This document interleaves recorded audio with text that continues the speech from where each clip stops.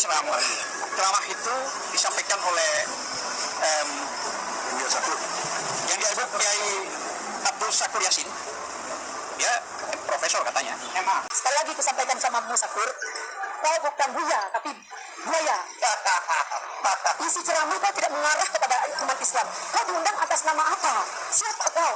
Kamu ini bodoh, kamu ini terbelakang, kamu ini tukang gulat. Ya, apa yang kau banggakan? Bertengkar, goblok, terbelakang. Kau merasa paling hebat sendiri. Gimana sih? Nggak paham-paham.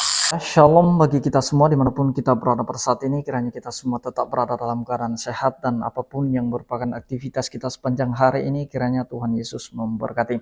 Dan kembali berjumpa lagi di channel kita ini, yaitu Zimayan Yasin. Terima kasih buat teman-teman semua dan juga para sahabat yang sudah mendukung perkembangan channel ini dengan setia. Dan kiranya kita tetap menggunakannya untuk menjadi berkat bagi semua orang. Nah teman-teman, pada video kali ini saya akan membahas di mana ada berita yang lagi viral di YouTube dan media sosial lainnya, di mana ada sekelompok orang mau melaporkan Kiai Buya Syakur, di mana mereka menilai ceramah Kiai Buya Syakur ini adalah sesat menurut mereka, sehingga mereka merasa keberatan dan mereka mau melaporkan hal itu kepada pihak penegak hukum. Nah teman-teman, sebelumnya mari kita simak saja videonya yang berikut ini. Ada sebuah ceramah. Ceramah itu disampaikan oleh yang disebut Kiai Abdul Syakur Yasin. Dia profesor katanya, MA dan MA. Dia menyampaikan ini sebenarnya sangat sesat dan menyesatkan. Sebelum saya membacakan item yang dibawakan oleh yang katanya Kiai tersebut dari Mabes Polri atau diundang oleh Mabes Polri, dan yang undang katanya Menek, Menteri Agama Indonesia, dan terang-terangan menghina Rasulullah, menghina Islam, tentu juga menghina Allah Subhanahu Wa Taala. Karena Rasulullah itu adalah Nabi terakhir, utusan Allah Subhanahu Wa Taala. Mohon izin kami akan membacakan beberapa item yang disampaikan oleh saudara Kiai tersebut, itu Abdul Syakur Yasin MA. Ya, Abdul Syakur MA.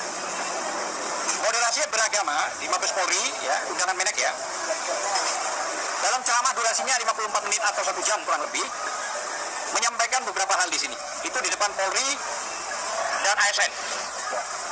Pertama, dia mengatakan bahwa Nabi Muhammad SAW tidak pernah merasa benar. Pertama itu, poin-poin. Yang kedua, bahwa kalimat tauhid adalah kalimat persatuan, bukan kalimat la ilaha illallah. Kedua. Dan yang ketiga, bahwa kalimat la ilaha illallah jadi kunci masuk surga. Ini dianggap tidak masuk akal. Dianggap tidak masuk akal. Yang keempat, bahwa Islam belum sempurna dan tidak pernah sempurna. Keempat. Yang kelima, bahwa setelah wafat Nabi Muhammad SAW ada konflik berdarah, berebut kekuasaan antara Abu Bakar radhiyallahu dan Ali radhiyallahu, hingga terjadi pertumpahan darah sampai saat ini. Luar biasa ini. Dan yang keenam, bahwa Nabi Muhammad SAW sebagai berondong saat kawin dengan Sayyidah Khadijah RA yang seorang ibu. Ingat, Nabi Muhammad dianggap berondong. Yang ketujuh, bahwa Sayyidah Khadijah radhiyallahu pengikut Nasrani dengan bukti tidak mau dimadu, artinya anti poligami katanya, dan berkonsultasi ke pendeta Nasrani namanya Malakut bin Naufal. Yang kedelapan, luar biasa ini, ya ini luar biasa, bahwa Sayyidina Umar radhiyallahu seperti Hitler dan Nazi yang mengusir habis Yahudi. Luar biasa nih kayak ini. Yang kesembilan, bahwa Nabi Muhammad SAW tidak membawa agama baru, tapi membawa sekte baru Nasrani dari agama Nasrani. Ini bahaya ini. Yang ke-10, bahwa agama memang berbeda katanya, tidak sama katanya, tapi agama mana yang masuk surga itu urusan Allah Subhanahu Wa Taala, prerogatifnya Allah lah, kayak gitu.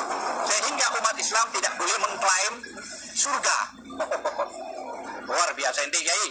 Yang ke-11, bahwa Islam, Yahudi maupun Nasrani asal beramal soleh masuk surga, sehingga tidak usah ada agama yang mengklaim surga katanya ini. Yang ke-12, bahwa makna kafir adalah gelap mata, hasud, bakil, takabur, tidak bersyukur, dan lain-lain. Apapun agamanya jadi kafir, jangan dimaknai orang di luar Islam. Ayat ke-13, bahwa gambar Yesus ada di dalam Ka'bah serta dijaga dan dilindungi oleh Nabi Muhammad Sallallahu Alaihi Wasallam. Wah, luar biasa dia ini. Yang ke-14, itu yang ke-14, dan bahwa yang ke-14, malaikat itu bodoh. Dan Allah Subhanahu wa Ta'ala berkata kepada para malaikat, jangan banyak bacot. Jadi itu yang bisa saya sampaikan, dan apa yang disampaikan oleh kiai tersebut yang sudah namanya sekarang lagi viral, menurut saya dan menurut umat Islam, kalau benar 14 ini yang disampaikan jelas, maka menurut saya sudah murtad orang ini. Dan tentu saya kira tanpa harus ada laporan, Mabes Polri sudah bisa melakukan langkah. Jadi ini bukan cuma pada pasal 156A saja, tapi ini juga sudah mengandung kebencian. Jadi undang-undang ITE itu sudah bisa masuk di dalamnya. Saya kira itu yang bisa saya sampaikan, klarifikasi, entah kapan waktunya kita akan atur. Kita akan mencoba untuk mendatangi Mabes Polri dengan mengklarifikasi. Tidak ada maksud lain, tidak ada maksud lain. Kami menghormati Mabes Polri, tapi tolong juga kalau sudah menyentuh hal-hal yang sangat sensitif, apalagi masalah penghinaan terhadap Allah, Rasulullah, agama, tolong disikapi. Maksud saya begitu. Terima kasih. Assalamualaikum warahmatullahi wabarakatuh. Kami Humas TPUA dan mungkin disambung oleh yang lain. Ya. Menamakan dirinya Islam, tapi dia adalah seorang penjahat. Tak tahu adat, kurang ajar. Biadab kau Sakur. Kau bukan buaya, tapi kau buaya. Sekali lagi aku sampaikan kepada dirimu Sakur, kau bukan buaya, kau bukan buaya. Sekali lagi aku sampaikan sama Sakur, kau bukan buaya, tapi buaya. Isi ceramahmu kau tidak mengarah kepada umat Islam. Kau diundang atas nama apa? Siapa kau? Apa kau orang Islam? Kalau orang Islam tidak seperti itu isi ceramahnya. Tapi dia tahu sejarah Islam. Ini salah besar Polri mengundang dia. Dan kalau ini Menteri Agama juga maksudnya apa mengasihi dia sebagai buaya? Pemecah belah bangsa. Agama orang dihina. Saya tidak percaya dia Islam. Dia adalah bajingan pada buaya. Padahal buaya. Saya hanya berkesimpulan, jika benar yang kau sampaikan itu, saya tantang kau. Kami TPUA siap melakukan gugatan di mana saja kau berada. Tapi mungkin ada satu lagi, kau bukan orang waras. Kalau orang waras tidak begini. Atau kau bukan orang Islam, kau bajingan yang berkedai ustaz. Saya tidak sepakat memanggil buya. Jijik saya mendengar kau panggil buya. Jijik sekali kalau kau dipanggil orang buya atau kiai. Terang-terang saya jawab di sini. Saya menganggap hari ini kau penista agama. Jika kau tidak minta maaf atau dicek kewarasanmu, kau tidak waras. Seorang buya tidak pernah mengujar kebencian, memberikan statement yang sejuk, memberikan hal-hal yang baik. Kami siap menjadikan nyawa untuk berperang dengan kau, bajingan kau. Enak kau menghina agama kami. Nah, kami minta kepada Polri yang terhormat, mungkin Anda tidak salah karena sudah mengundang rekomendasi dari Menteri Agama. Tapi dalam hal ini, tolong apa yang terjadi dalam acara memperingati hari kebesaran Islam itu Anda sudah salah undang, malah menghina Islam. Tapi kita apresiasi buat Polri mengadakan hari besar Islam, karena Polri juga banyak orang Islam. Namun jika ada presetan seperti ini, jangan diam dong. Penyelenggara harus tahu. Sebagai Polri yang penyelenggara, tolong kawal mereka. Ini Sakur ini suruh minta maaf dan menjelaskan apa maksudnya. Kami tidak ngerti maksudnya apa sih. Dia ngomong berapi-api seperti orang tak waras bahasanya. Jadi saya nggak suka bahasa yang 14 item itu. Kau dulu bersama dengan kita, jelaskan maksud kau. Jadi itu mungkin saya benar-benar marah dan saya sebenarnya jijik melihat buaya Sakur. Maaf, buaya Sakur. Ini saya benar. Kalau ada orang menghina, nggak tahu diri dia. Siapa kau? Sebentar lagi Allah mencabut nyawa kau. Bertahu kau kebesaran Allah itu seperti apa? Lahir dari mana kau? Asal kau dari mana? Mengaku Islam, tapi biadab kau. Oke, terima kasih. Tantang kau. Ya, mungkin sebelum yang terakhir ada Arif. Ada ulama dia.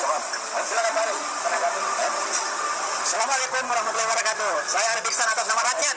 Dalam waktu dekat akan mendatangi Mabes Polri menanyakan siapa yang mengundang Abdul Syakur ini. Menteri Agama jangan tinggal diam. Agama kami dipelesetkan, agama kami dihina. Ulama-ulama kami kemarin berkata yang benar dipenjarakan. Nah sekarang Polri buktikan bahwa Kiai Syakur ini sudah menistakan agama kami. Dan kami tidak akan tinggal diam. Menteri Agama ingat itu. Ya, jangan cuma bertanggung tangan. Siapa yang merekomendasikan Abdul Syakur untuk ceramah di Mabes Polri? Dalam waktu dekat kami akan mendatangi Polri.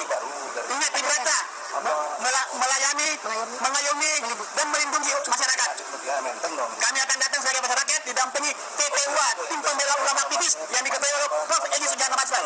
Ingat, dalam waktu dekat kami akan datang. Assalamualaikum warahmatullahi wabarakatuh. Kamu ini bodoh, kamu ini terbelakang, kamu ini tukang gulet. Ya, apa yang kau banggakan? Bertengkar, goblok, terbelakang. Kau merasa paling hebat sendiri. Gimana sih? Nggak paham-paham.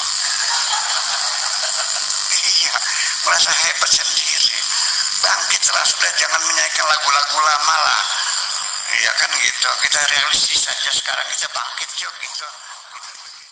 Nah, jadi itu dia videonya ya teman-teman ya. Kita sudah menonton bagaimana mereka marahnya, emosinya, dan mereka mencoba menggiring opini dari ceramah-ceramah Ustadz Kiai Buya Syakur ini. Nah, teman-teman, seperti yang mereka sampaikan tadi bahwa ada 14 poin yang menjadi dasar mereka bahwa mereka bisa melaporkan itu kepada pihak penegak hukum. Karena 14 poin ini yang menurut mereka itu salah dan mereka mengatakan bahwa itu menyesatkan. Nah, kalau misalnya teman-teman, mereka ini punya ilmu, silahkan bantah yang 14 poin itu. Yang bagian mana yang salahnya? Karena saya secara pribadi juga ya, saya mengikuti terus ceramah Kiai Buya Syakur ini. Dan saya lihat tidak ada yang bernuansa provokasi ya di dalam ceramahnya. Justru dia membuka wawasan kita, memberikan pelajaran bagi kita supaya kita itu saling menghormati, saling menghargai. Jangan ada orang yang suka mengklaim surga. Karena orang yang suka mengklaim surga itu ya dialah orang yang merasa paling benar dan kemudian agama lain disalah-salahkan. Jangan sampai ada yang seperti itu. Karena masalah surga menurut Kiai Buya Syakur ini adalah itu hak prerogatif Allah. Dan itu hak Allah, masalah surga itu. Tidak ada orang yang mengklaimnya. Dan kalau menurut mereka itu salah, silakan bantah. Silakan jawab. Silakan luruskan. Ya tinggal gitu aja. Kalau menurut kalian salah, poin-poin yang mana yang salah, ya silakan bantah. Karena saya lihat Buya Syakur ini jujur dalam ceramahnya. Tulus ya, istilahnya dia tidak mau menyembunyikan tentang sejarah-sejarah agama itu. Dia bongkar semua masalah sejarah agama yang dia anut. Nah, jadi ketika Buya Syakur membongkar hal itu, maka ada kelompok yang tidak senang seperti mereka ini. Mereka mencoba menggiring opini bagaimana supaya Kiai Buya Syakur ini dipersalahkan, dianggap sebagai penista agama. Jadi lucu menurut saya teman-teman ya. Mereka tidak sanggup membantah apa yang disampaikan oleh Buya Syakur dalam ceramahnya. Karena dia apa adanya menceritakan apa yang dia yakini, apa yang dia dapatkan. Tentu saja pasti dia punya sumber-sumber sejarah, punya data-data yang valid, yang pernah dia baca. Tidak mungkin dia berceramah kalau dia tidak punya dasar, tidak punya data. Tentu saja dia sudah mengetahui semua itu sebelumnya, sehingga dalam ceramahnya dia bisa menyampaikannya. Jadi karena sekelompok orang ini merasa paling benar, merasa paling hebat, merasa surga itu milik mereka, sehingga mereka tidak terima soal ceramah Buya Syakur ini. Nah, jadi itu teman-teman ya, kita lihat tadi Pak Egy Sujana juga ya menemani mereka ya. Nah, Egy Sujana ini dia kan orangnya suka provokasi ya. Karena di beberapa tahun yang lalu ada statement dari Egy Sujana ini yang mengatakan bahwa agama selain Islam itu harus dibubarkan karena tidak sesuai dengan Pancasila, terutama sila pertama. Nah, ini Egy Sujana pasti hobinya itu memecah belah umat. Nah, sehingga terjadi bentrokan, terjadi kegaduhan, terjadi demo di mana-mana, bahkan seperti kemarin yang di mana itu kliennya itu Suginur ya, di mana ada mereka yang mencoba mempertanyakan ijazah Jokowi ya pada saat itu. Nah, dia juga yang menemani itu.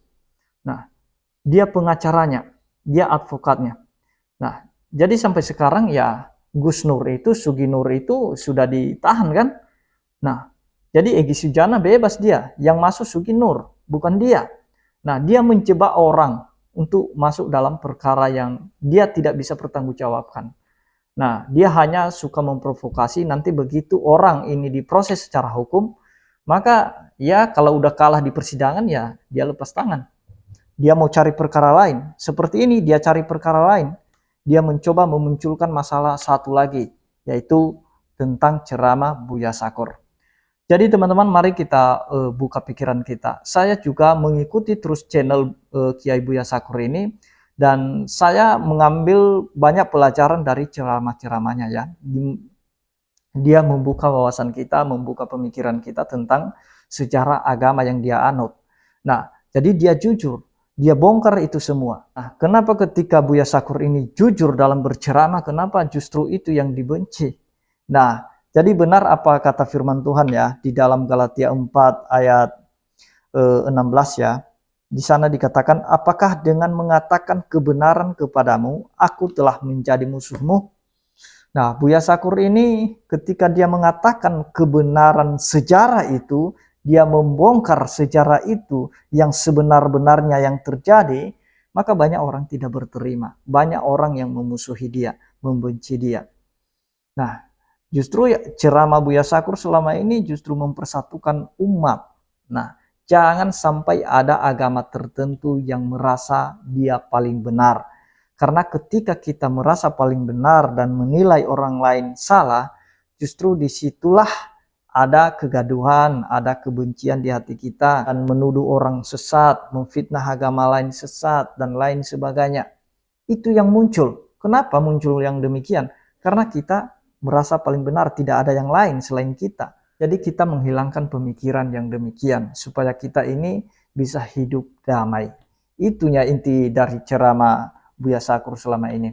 Demikian yang saya sampaikan teman-teman, kiranya Tuhan Yesus memberkati kita semua. Shalom.